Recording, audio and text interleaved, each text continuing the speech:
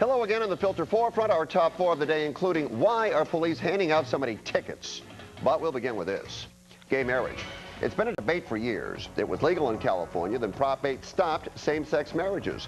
Gay couples feel they have the right to be married, to be part of a union with a person they love. But beyond that, they want the benefits that come from being married as well.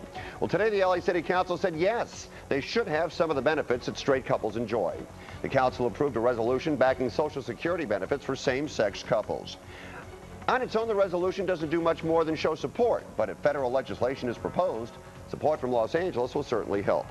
Our contributors tonight, Emmy Award-winning journalist David Reese and Doctor of Social Ethics Charlotte Laws. Our pictures are furnished by Skype. Charlotte, I'm going to start with you. If we start giving same-sex couples all the same benefits and rights that straight couples have, does it really matter what the voters say?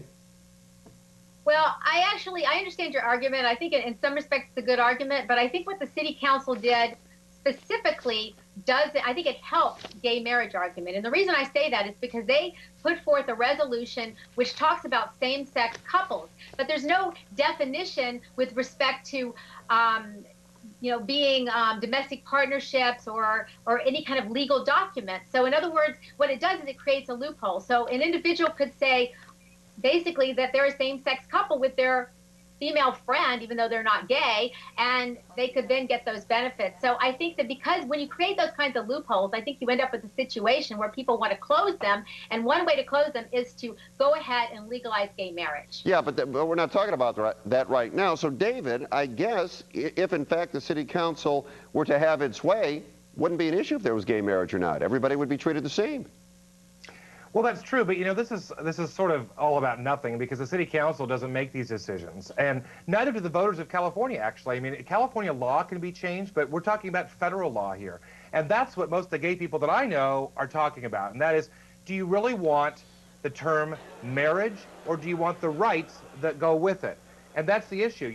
If California legalizes same-sex marriage, it's not going to change federal law, and federal law still doesn't recognize that, so you can't file joint tax returns.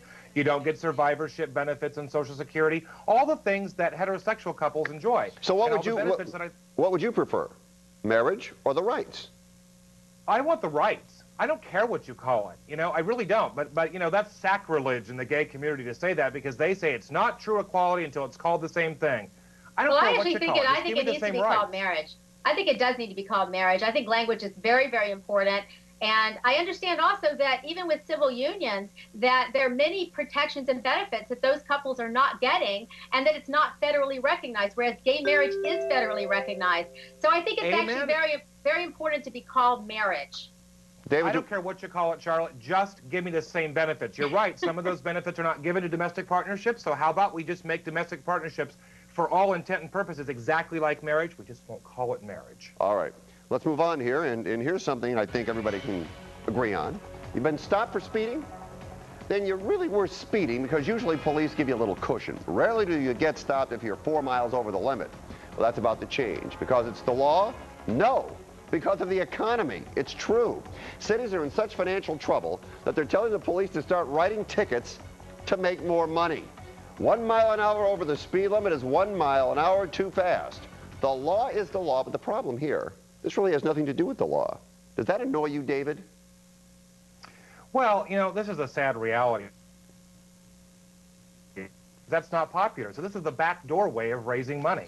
I mean, they're never going to acknowledge that they're doing this. And we checked this out as a story recently to find out there's not a police agency who's going to admit to this. Nobody's going to cop to this. But it is, I'm sure, happening because it's the easy, cheap, sleazy, easy way to make money without having to actually cop to it. And, the truth is that people can complain about it. People don't like getting pulled over for speeding, but let's face it, you were breaking the law. So there's a real simple solution to all this. Just don't speed. No, or don't go 10 miles an hour over, only go 5. Well, now don't even go 5 miles an hour over. Don't go over. And by the way, don't speed. Don't speed, and that's the law. But Charlotte, the way they're making money here is a little ridiculous. Well, I think it's offensive to people, and what it does is it defeats the argument that Mayor Villaraigosa and others like to make that we need more police officers, because people will then be getting so many traffic-related tickets, they're going to feel they want a decrease in police. I think a lot of people would rather pay more taxes than be harassed by the police as far as getting additional speeding tickets. No. Really? No. I don't want to be harassed by the police, but I don't want to pay more taxes, I'll tell you that. And it's kind of ironic, too, because speed limits are actually increasing throughout the country. In fact, they're talking about increasing speed limits in the San Fernando Valley. So it's kind of ironic that this is happening right now. But I just want to say they're giving fewer warnings, apparently, also. In my entire life, I have tried so hard to get a warning, and I only got one time about 20 years ago. My dad was in the car. The police officer comes over to the window, and my dad said, "Give her a ticket. She deserves a ticket." And the officer goes, "Okay, I'm just going to give you a warning." And I thought, my dad's a genius, because I never succeeded on my own. I have an excuse that we just discovered works with the CHP. Sandra Bullock's husband got pulled over on his way to rehab in Arizona. Right. Told the police he was going there to save his marriage, and they let him. Really? That's got to be the key. Apparently, if you're going to rehab to save your marriage, that'll get you off. All right. Okay.